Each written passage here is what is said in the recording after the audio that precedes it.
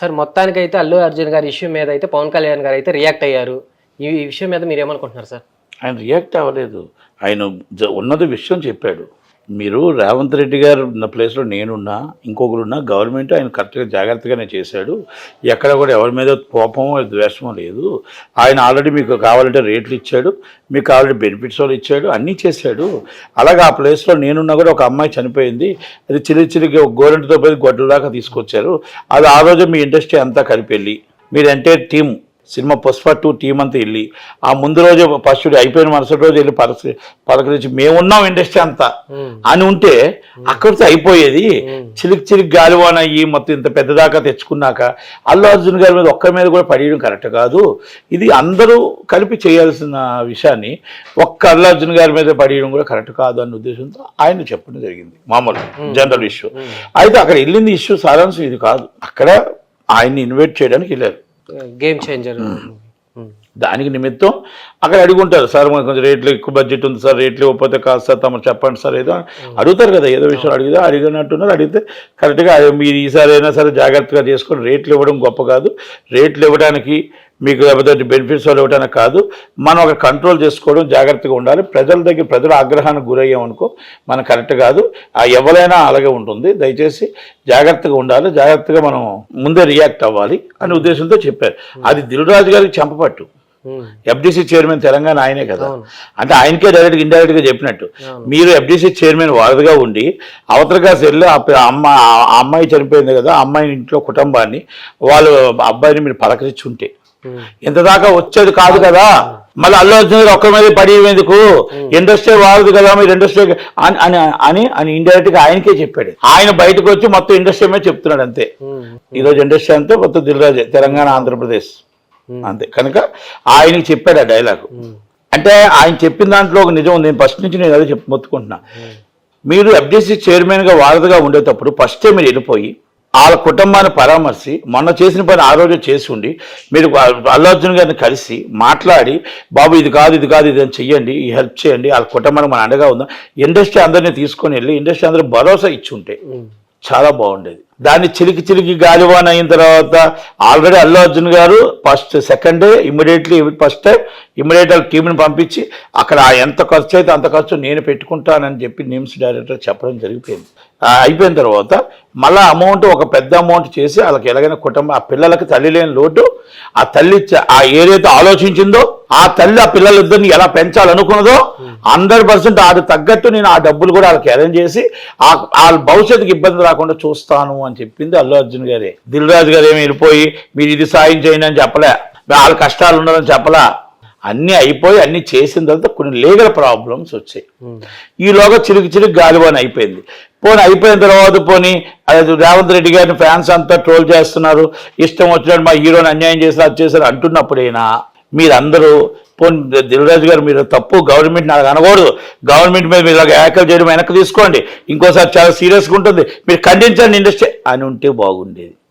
కేటీఆర్ గారు రేవంత్ రెడ్డి గారు మీకు హెల్ప్ చేసినందుకు ఆయన ఏమన్నాడు, పేరు వద్దు అండి, ఎందుకంటే ఆయన చాలా చండాలంగా అన్నాడు, మనం అనలేము. ఒక సీఎం గారిని సాక్షాత్తు ఆయన ఏమన్నాడు, ఒక సినిమా యాక్టర్ పేరు మర్చిపోయాడంట అంటూ ఆయన్ని చాలా ఎగటాలుగా మాట్లాడినప్పుడైనా మీ ఛాంబర్ కానీ కౌన్సిల్ కానీ మా అసోసియేషన్ కానీ తెలంగాణ ఛాంబర్ సునీల్ నారాయణ కానీ మీరందరూ కేటీఆర్ గారు ప్రతిపక్ష నాయకులు మీకు తప్పు, మీరు మాట్లాడుతున్న తప్పు, గవర్నమెంట్కి మాకు ఇండస్ట్రీకి అగాధం సృష్టించకండి, మాకు ఆయన న్యాయమే చేశారు అన్యాయం చేయలేదు ఒక్క నోరు కూడా పెగలేదే. అంతమంది అన్ని ప్రతిపక్ష నాయకులు మాట్లాడుతుంటా అంతమంది మాట్లాడుతూ ఒక్క మనిషి ఎదుర్కొన్నాడే, ఒక్క సీఎం గారు ఎదుర్కొంటే ఆ రోజు దిల్ రాజు గారు ఏమయ్యారు, ఆ రోజు వీళ్ళందరూ ఏమయ్యారు. ఈ రోజు ఆయన సీఎం గారు పిలిచారంటే మొత్తం వెళ్ళిపోయి మీ అంతటోడు లేడండి, మీరు అదండి ఇదండి మీరు అంతటండి ఎంతటంటే ఆయన అన్నాడు, నాయన నీ పొగడ్తలు నాకొద్దు, ఇక్కడ పొగుడుతారులో అంతే బయట తిడతారు ఎందుకు నాకు అనవసరం, కానీ మీరు డైరెక్ట్గా ఏ ఇండస్ట్రీకి ఏం కావాలో ఎంటైర్ వరల్డ్ హబ్గా ఎంటైర్ మా టాలీవుడ్ కాదు హాలీవుడ్ మొత్తం టోటల్గా అంతా కూడా రావాలి, ఇక్కడ రావాలి, అంత ఎంటైర్ వరల్డ్ హబ్గా సినిమా ఇండస్ట్రీకి మన నేషనల్ స్టూడియో పామోలి ఫిల్మ్ స్టూడియో ఉంది, అన్ని అంగులు ఉన్నాయి. ఇంకా ఏమైనా కావాలంటే కూడా నేను ప్రైవేట్ చేస్తాను.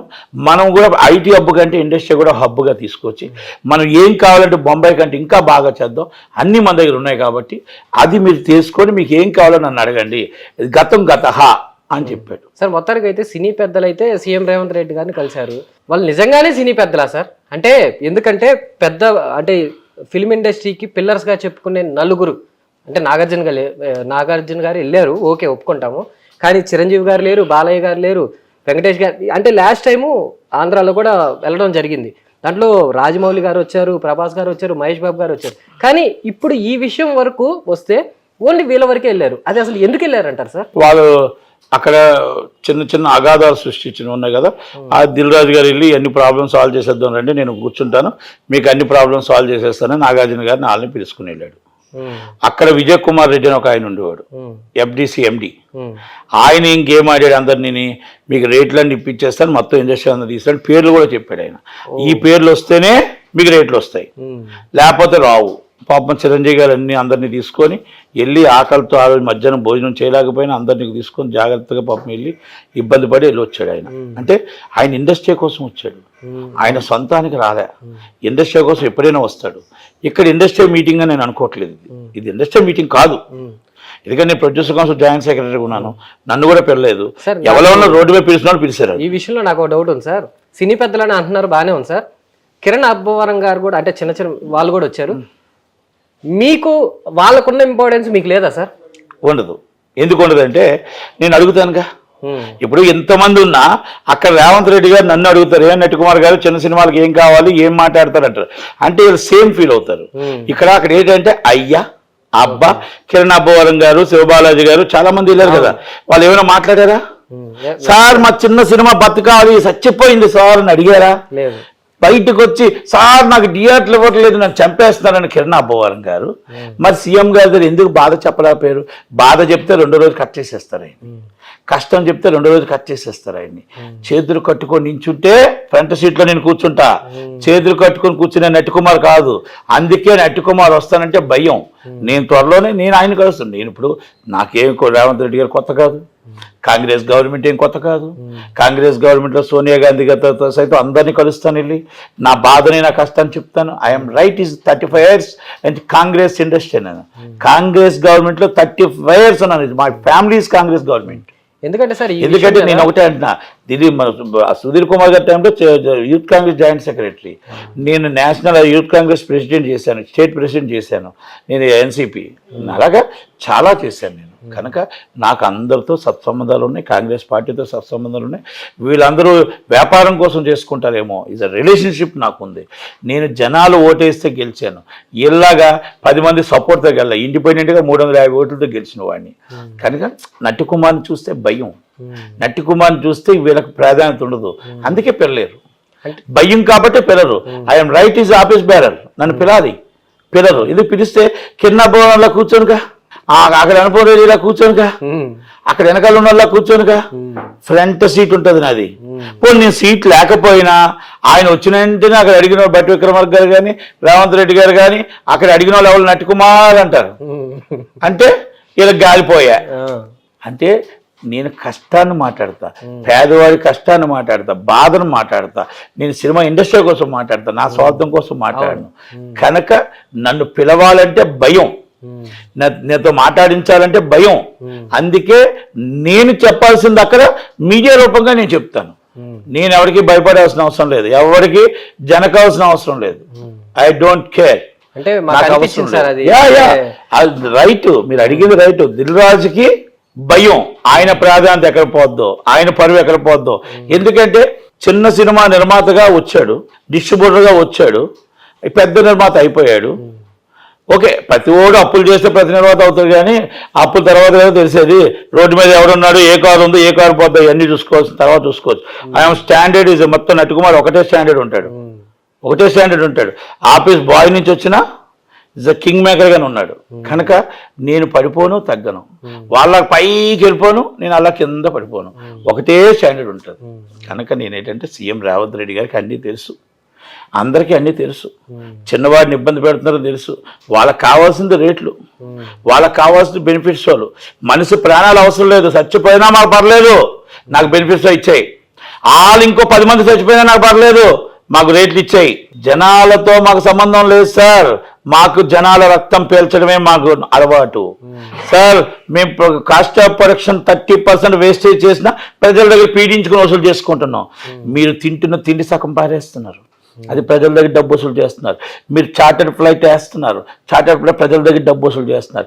మీరు కార్మెన్లు వేస్తున్నారు, ప్రజల దగ్గర డబ్బు వసూలు చేస్తున్నారు. బెంచ్ కార్ మేనేజర్కి, బాయ్లకి, వీళ్ళకి అందరికీ బెంచ్ కార్లు వేస్తున్నారు, అది ప్రజల దగ్గర డబ్బు వసూలు చేస్తున్నారు. ఈ డబ్బంతా 30% అంటే 700 కోట్లు ఇంటూ 200 కోట్లు వేస్టేజ్ అవుతుంది. ఆ వేస్టేజ్ డబ్బు ఎవరు వసూలు చేస్తున్నారు? ప్రజల దగ్గర వసూలు చేస్తున్నారు. ప్రజల రక్తాన్ని తాగేస్తున్నారు. వాళ్ళు ఎందుకు కడుతున్నారు? పిచ్చి. హీరో అంటే ప్రాణం, హీరో అంటే ప్రేమ కదా, ప్రేమ. కాబట్టే ఆ డబ్బును మీకు డొనేషన్ చేస్తున్నారు. వాళ్ళ సొమ్ముతో వాళ్ళు ప్రాణాలు పోగొట్టుకుంటున్నారు, మీకోసం తొక్కుసలాట ఉంటున్నారు, మీ బాన్సులతో పన్నులు తింటున్నారు, మీరు రాటి దెబ్బలు తింటున్నారు. అయినా అప్పులు చేసి పిల్లలకి తిండి పెట్టకుండా, పిల్లలకి పాలు ప్యాకెట్లు ఇవ్వకుండా మీ సినిమా చూడటానికి వస్తున్నారే, వాళ్ళది తప్పు, మీది కాదు. వాళ్ళ భార్య పిల్లలకి, వాళ్ళ తల్లిదండ్రులకి అన్నం పెట్టకుండా మీ సినిమా చూడటానికి అర్ధరాత్రి దాకా కాపలా కాసి తన్నులు తింటున్నారే, ఆ ప్రజలకు తప్పు. వాళ్ళ రక్తం తాగుతూ వాళ్ళ డబ్బుని మీరు పీడించుకొని ఎంజాయ్ చేస్తున్నారే, నైట్ కిట్టి పార్టీలని, ఆ పార్టీలని, ఎంజాయ్ పార్టీ, పబ్బు పార్టీలని ఎంజాయ్ చేస్తున్నారే, అది వాళ్ళది తప్పు. వాళ్ళ డబ్బుతో మీరు ఎంజాయ్ చేస్తున్నారని ఇవన్నీ పవన్ కళ్యాణ్ గారికి, రేవంత్ రెడ్డి గారికి అన్నీ తెలుసు. కనుక ప్రజల సొమ్ము చాలా గొప్పది. ప్రజల సొమ్ము, కష్టపడిన సొమ్ముని జాగ్రత్తగా ఉంచాలి. కనుక మనం రేట్ అనేది ఇవ్వాలి, కానీ ఇష్టం వచ్చిన రేట్ ఇవ్వడం, కాస్ట్ ఆఫ్ ప్రొడక్షన్ పెంచడం, రెమ్యునరేషన్స్ పెంచడం తప్పు. ఇవన్నీ దిల్ రాజు గారు ఇవి మాట్లాడాలి. కాదు ప్రజలు ఏమైపోతాయి, పోనీ సార్ మాకు ఎందుకు, మేము హీరో మీద నమ్మకంతో సినిమా పెట్టేస్తున్నాం, మేము డబ్బు ఇచ్చేస్తున్నాం, మా డబ్బు ప్రజల దగ్గర దండేస్తాం. Not only FDC chairman. FDC chairman అంటే ఇస్ గవర్నమెంట్కి బ్యాడ్ రాకూడదు, ఇండస్ట్రీకి బ్యాడ్ రాకూడదు, ప్రజలకు అన్యాయం జరగకూడదు. ఇస్ ఎఫ్డిసి చైర్మన్ అంటే వాల్యూ అది. పేద పిల్ల ఆమె చనిపోతే పలకరించలేని మీరు, ఆమె బాగులేకపోతే బిడ్డని చూడలేని మీరు, ఈరోజు మొత్తం టోటల్గా చిరుగు గాలు అనేది రెచ్చగొట్టి అల్లు అర్జున్ గారిని బదలాం చేయించి అది తీసుకొచ్చి నేను సెటిల్ చేస్తాను పెద్ద మనిషిని చెప్పడం, అది మీ నిదర్శనం. అది ఇక్కడ ఒక మాట అక్కడ ఒక మాట ఆడి, ఇటు మళ్ళీ అల్లు అర్జున్ గారితో చెడ్డ కాకూడదు, అటు రామ్ చరణ్ గారితో చెడ్డ కాకూడదు, పవన్ కళ్యాణ్ గారితో చెడ్డ కాకూడదు. ఆ మాటలు ఎవరు చెప్పారు? వాళ్ళు పవన్ కళ్యాణ్ గారు, మీరు కదండి తప్పు చేశారు, మీరు కదండి ఎఫ్డిసి చైర్మన్, అది ముందే పలకరించుంటే బాగుంది కదండి, ముందే మీరు సర్ది చెప్పుంటే బాగుంది కదండి, మీరు అల్లు అర్జున్ గారు ఒక్కరి మీద తోయడం ఎంతదాకా కరెక్ట్ అండి అని చెప్పనకే చెప్పాడు దిల్ రాజు. ఆయన నన్ను కాదు ప్రజలందరినీ అన్నారు అనుకోని ఆయన ఉబ్బుపోయి అనుకుంటున్నాడు. తెలుసుకోవాల్సింది ఎఫ్డిసి చైర్మన్ ఆయన. కనుక FDC part of this government, part of the industry, రెండుకి ఆయన రెండు డెవలప్ చేయాలా. కనుక మీరు రేట్ల కోసం చూడకండి. మీరు కోటీశ్వర్లు, 1000 కోట్ల ఆస్తుపరులు, ఈరోజు 1000 కోట్లు తెలంగాణలో మోస్ట్ డబ్బున్న వ్యక్తి ఎవరైనా ఉన్నారంటే మీరే అని మీరు చెప్పుకుంటున్నారు, మాకు తెలియదు అది. కనుక దయచేసి మీరు ఎప్పుడు కూడా ఎదుటివాడిని, చిన్నవాడిని చులకన చేయకండి, చిన్నవాడిని చీప్గా చూడకండి. మన గత చరిత్ర ఏదో మీకోసం చెప్పవలసి వస్తుంది. నాతో పెట్టుకుంటే నీ గత చరిత్ర ఏటో నేను చెప్పవలసి వస్తుంది. దయచేసి అందరినీ కలుపుకొని వెళ్తే ఎఫ్డిసి చైర్మన్ అంటారు, కొంతమందినే కలుపు వెళ్తే కొందరు వాడు అంటారు. సార్ ఇప్పుడు అల్లు అర్జున్ గారి విషయంలో ఇప్పుడు జరుగుతున్న వివాదాలకి అట్ ది సేమ్ టైం ఇప్పుడు సినీ పెద్దలు అని చెప్పి రేవంత్ రెడ్డి గారిని కలిసిన విధానంలో కూడా చిరంజీవి గారు వచ్చిండుంటే అల్లు అర్జున్ గారు ఒంటరి వారు కాదు అనే ఒక ధైర్యం కూడా ఉండేది. ఇక్కడ దిల్ రాజు గారు ఇది ఎంతవరకు ఉందంటారు చిరంజీవి గారు రావ విషయంలో? దిల్ రాజు గారు డ్రామా ప్లే చేస్తారు. దిల్ రాజు గారు డ్రామా ప్లే చేసేసి మొత్తం కేటీఆర్ గారితో చెడ్డ అవ్వకూడదు ఇండస్ట్రీ అంతా. Is that control is the KTR. అక్కడ రేవంత్ రెడ్డి గారిని తిట్టించారు, రేవంత్ రెడ్డి గారు మంచితనం పొందారు. మళ్ళీ ఇక్కడికి వచ్చి అదే నేను అడుగుతాను, రేవంత్ రెడ్డి గారిని తిడుతున్నప్పుడు కేటీఆర్ గారు అన్న ఒక్క మాట కూడా మాట్లాడలేకపోయారు. ఎందుకంటే అక్కడ ఫైనాన్షియల్ డీలింగ్స్ ఉంటాయి, ఏ సంథింగ్ డీలింగ్స్ ఉన్నాయి ఆయనకి, దిల్రాజు గారికి. వాళ్ళతో రిలేషన్షిప్ కావాలా, ఇండస్ట్రీ రిలేషన్షిప్. ఆయన అన్ని మాటలు మాట్లాడుతుంటే ఒక మాట మా ఇండస్ట్రీ సమాధానం చెప్పలేదు. అదే మనకు కొండా సురేఖమ్మ గారి పాపం ఆమె పొరపాటున అనుకోని సందర్భంలో పొలిటికల్ టర్నింగ్లో ఒక సినిమా ఫీల్డ్లో ఒక మాట జరిగింది. ఆ మాటగా ఆమె వెనక్కి తీసుకుంది. పిసిసి అధ్యక్షుడు క్షమాపణ చెప్తే కూడా దండయాత్ర చేశారు అందరూనూ. ఎందుకంటే ఈ కేటీఆర్ మీద వస్తుంది. కేటీఆర్ అంటే మా ప్రాణం, కేటీఆర్ అంటే మా బ్రాండ్, సినిమా ఇండస్ట్రీ బ్రాండ్, ఆయన సినిమా బ్రాండ్ అంబాసిడర్ లాగా ఆయన ఉన్నాడు. కాబట్టి వీళ్ళందరూ ఆయన్ని ఏమనకుండా కేటీఆర్ రేవంత్ రెడ్డి గారిని ఇష్టం వచ్చినట్టు మాట్లాడుతుంటే కామ్గా ఊరుకున్నారు. అంటే నేను ఏమంటున్నానంటే ఇది రేవంత్ రెడ్డి గారికి తెలుసు.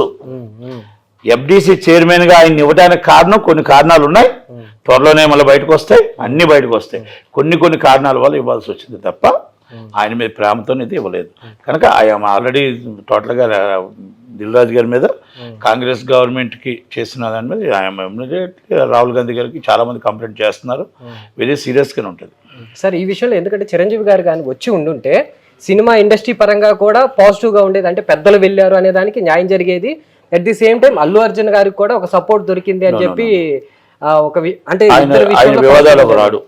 ఆయన వివాదాల్లోకి రాడు. మీకు సినిమా ఇండస్ట్రీ కష్టాలు ఉన్నాయంటే వస్తాడు. అది వివాదం కోసం తెరదించడం కోసం వెళ్ళారు, అందుకే రాడు. ఆయన వివాదాల్లోకి రాడు. దిల్ రాజు గారు అసలు పిలిచారా సార్ చిరంజీవి గారిని? పిలిచుంటారా? అసలు పిలిచుండొచ్చు, పిలిచుండకపోవచ్చు. పిలిచుంటాడు, వస్తే ఆయనకే మంచిది కదా. నేను సున్నితంగా చెప్పుంటాడు, నేను వివాదాల్లోకి రాను, ఎప్పుడైనా ఇండస్ట్రీ కష్టం ఉంటే చెప్ప నేను వస్తానని చెప్పుంటాడు. ఇది నేను అనుకుంటుంది, నా వ్యక్తిగత అభిప్రాయం.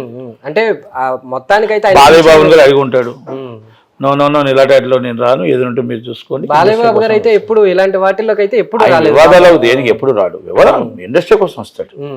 ఇండస్ట్రీ కోసం ఎప్పుడు సూటుగా స్ట్రేట్ ఫార్వర్డ్ గా మాట్లాడతాడు. అంటే సార్ జరుగుతున్న పరిణామాలన్నీ చూసుకుంటే అల్లు అర్జున్ గారు ఒంటరి అయిపోయారని అయితే భావన అయితే చాలా మందికి అయితే కలుగుతుంది. కాదు ఇరికించేశారంటారు. ఆయన్ని కొంతమంది టార్గెట్ చేశారు. దాంట్లో దిల్ రాజు గారు కూడా ఉన్నారు. మాకైతే నాకు అనిపించింది, నేను దిల్ రాజు గారు కూడా ఉన్నారు. ఎందుకనంటే అంతా అయిపోయిన తర్వాత మధ్యలో వచ్చి ఆయన పాపం డబ్బులు ఇచ్చింది ఆయన, అక్కడ ట్రీట్మెంట్ చేయిస్తుంది ఆయన, కష్టపడుతుంది ఆయన. దిల్ రాజు గారు వచ్చి నేనున్నాను, నేనే ఇప్పిస్తాను, అల్లు అర్జున్ గారు మాట్లాడుతాను అన్నారే తప్ప ఆయన తెచ్చి ఇచ్చే డబ్బులు. నేను ఒక్కటంటాను, ఓకే ప్రాణం మనం తీసుకొచ్చేవాళ్ళం, ఆ కష్టం మనం తెచ్చేవాళ్ళం, కానీ ఆ కుటుంబాన్ని కాపాడటానికి ఎంత ధైర్యం కావాలి, ఆ కుటుంబానికి అంత డబ్బులు ఇస్తాను, ఇంకా కావాలంటే చేస్తాను అన్నాడు. ఆయన్ను కూడా అర్థం చేసుకోవాలి కదా మనం, ఆయన కూడా అర్థం చేసుకోవాలి. అని ఒక్కటే తప్పు ఏంటంటే గవర్నమెంట్ని వాళ్ళ ఫ్యాన్స్ తిట్టకూడదు, స్ట్రోల్ చేయకూడదు, దాన్ని ఖండించి ఉండాలి. తర్వాత లేట్గా ఖండించాడు అంతే. సార్ ఇప్పుడైతే కొన్ని అనువైన అంటే కొంతమంది డైరెక్షన్స్ రాంగ్. అయితే ఇప్పుడు అల్లు అర్జున్ గారి విషయంలోనే తీసుకుంటే ఓయూ వాళ్ళు కూడా దాడులు చేశారు. ఆ విషయం మీద ఫ్యాన్స్ అయితే ఇప్పుడు వాళ్ళ మీద రియాక్ట్ అవుతున్నారు, దాడులు చేస్తున్నారు అని చెప్పేసి మేము అల్లు అర్జున్ ఇంటి మీద పోతాము అని చెప్పి అంటున్నారు ఉస్మానియా యూనివర్సిటీ వాళ్ళు. అయితే ఇప్పుడు దీన్ని ఎలా చూడొచ్చు అంటారు సార్? అసలు ఇది ఎక్కడ దాకా పోవచ్చు అంటారు? ఒకటండి, ఓఈ స్టూడెంట్స్కి వాళ్ళు చేశారు, డైరెక్ట్గా లీగల్గా మీరు కంప్లైంట్ ఇచ్చారు, వాళ్ళు అరెస్ట్ అయ్యారు, వెళ్ళారు, అయిపోయింది. వాళ్ళు ప్రజల కోసం అక్కడ చనిపోయింది, ఎవరు పలకరించలేదని వెళ్ళారు, అయిపోయింది. మీరు మంచి చేశారు. ఈరోజు మళ్ళీ ఫ్యాన్స్ ఏ తప్పు చేసినా అది హీరో మీదకి వస్తుంది, ఏ పాపం చేసినా హీరో గారిని అంటారు. దయచేసి ప్రతి ఫ్యాన్స్ కూడా నిజమైన అల్లు అర్జున్ ఫ్యాన్స్ ఎవరైనా ఇలా తిట్టకూడదు, ఇలా మాట్లాడకూడదు. ఆయన కోసం మంచి చెయ్యండి, ఆయనకి చెడ్డ పేరు తేవద్దు. ఇప్పుడు వీళ్ళు చేసేదాని వల్ల వాళ్ళే ఇంటికి వెళ్ళిపోతారు, ఆయనకి ఇబ్బంది వస్తుంది. ఎవరైనా అంతే కదా. ఇప్పుడు నేను మాట్లాడుతున్నాను, ఇప్పుడు నన్ను వచ్చి కొట్టడానికి వస్తానంటే నేను ఎక్కడికి వెళ్తాను? అది వాళ్ళ ఇంటికి వెళ్ళను కదా. ఇప్పుడు నన్ను ఏమైనా అన్నారు, నన్ను ఏమనంటే నేను వాళ్ళ ఇంటికి ఎందుకు వెళ్తాను? నేను ఏ పర్సన్ అయితే మాట్లాడి ఆ పర్సన్ దగ్గరికి వెళ్తారు ఎవరైనా సరే. ఇప్పుడు వాళ్ళకే ఉంటారు కదా, వాళ్ళకి మనసులు ఉంటారు, వీళ్ళకి అంటే ల్యాండ్ ఆర్డర్ మన చేతిలో తీసుకోవడం ఎందాక కరెక్ట్? తప్పు జరిగితే మీరు కంప్లైంట్ ఇవ్వండి. వాళ్ళు కూడా ఓఎస్ స్టూడెంట్ కంప్లైంట్ ఇచ్చారు, తప్పు చేయలేదు, వాళ్ళు దాడి చేయడం తప్పనే అంటున్నారు ఎవరైనా, దాన్ని ఎవరు సమర్థించట్లేదు. కానీ అయిపోయిన దాన్ని మళ్ళీ అది అయిపోయిన దాన్ని రెచ్చగొట్టి మీ హీరోకి ఇబ్బంది పెడుతున్నారంట. నేను ఆయన మీరు ఎంజాయ్ చేయండి, సినిమా హిట్ అయింది, ప్రపంచంలో నెంబర్ 1 కలెక్షన్, దానికోసం చెప్పండి, వివరంగా చెప్పండి. నార్త్ ఇండియాలో 800 కోట్లు కలెక్ట్ చేసింది, చరిత్ర సృష్టించిందని చెప్పండి. అది నిజంగా తెలుగు వారికి అయితే గర్వకారణం, అది చెప్పండి, దానికోసం మాట్లాడండి. ప్రతి ఒక్కరు కూడా మా హీరో ఇస్ గ్రేట్, మా హీరో ఇస్ మొత్తం టోటల్ ప్రపంచంలో తెలుగు కలెక్షన్స్ తిరగరాశాడు, మొత్తం ప్రపంచంలో ఇండియాలో ఆ national award winner, Oscar award, అలాంటివి మాట్లాడండి తప్ప దయచేసి వివాదాల్లోకి వెళ్ళి ఆయన లాగొద్దు అని నా బాధ. సార్ అంటే ఇదైతే మనం స్పెషల్గా మాట్లాడుకోవాలి సార్. ఒక టైంలో మీరు ఇండస్ట్రీని చూశారు, అంటే తెలుగు ఇండస్ట్రీ అంటే కొంచెం చిన్న చూపు అనేది ఉండేది.